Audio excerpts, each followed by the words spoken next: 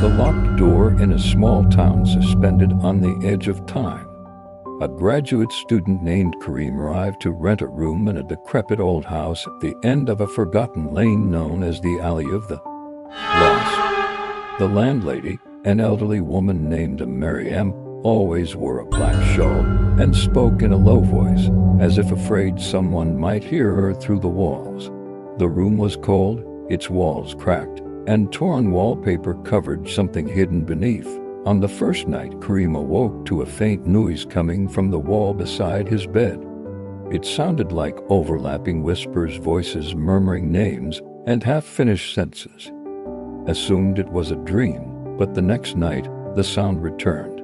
With each passing night, the voices grew clearer until he distinctly heard, "Don't open it. The door will take you." Kareem began noticing small scratches on the wall, as if someone inside was trying to claw their way out. When he confronted Maryam, her face changed and she whispered, "Don't touch the wall." It was opened once, and someone disappeared. Part 2. The Mirror. Ignoring the warning, Kareem began peeling back the wallpaper. Beneath it, he discovered a narrow, sealed wooden door, old with symbols carved into its symbols that looked both religious and cursed. That night, the whispers turned into pleading cries, "Set us free, before it's too late." Driven by curiosity, Kareem found an old iron key hidden in a drawer of the desk. Something compelled him to try it. The key turned with difficulty. As the door creaked open, it revealed a small, dust-covered room lined with mirrors. The strange part, none of the mirrors reflected Kareem. Instead, they showed unfamiliar faces, all staring directly at him. One face looked just like human, paler, with blackened eyes. It began mouthing silent words, and though no sound came, Kareem understood. "You opened it, now you stay?" Part 3. The exchange. Suddenly, Kareem felt pulled forward, like gravity reversed. He screamed, grabbing the frame of the door.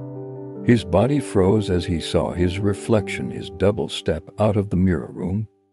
It blinked once at him, then shut the door. He was inside. Inside the mirror room, the only light came from the dim glow of reflections, people trapped inside, all of them motionless but alive. Kareem tried to speak, but no sound came. Days passed, or hours. Time had no meaning. Meanwhile, his mirror double, now wearing his clothes, speaking in his voice, took his place in the outside world. Marianne never said a word. In fact, she began referring to him as the new one. Part 4. The last tenant. Weeks later, another tenant arrived. A young woman named Layla, moving in for a short stay.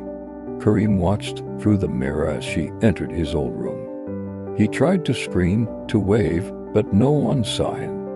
"But Layla," she paused, frowning at the mirror wall. Her eyes narrowed. She felt something. That night, Kareem whispered through the glass, "Don't open the door, please." To his shock, Layla turned toward the mirror. She heard him.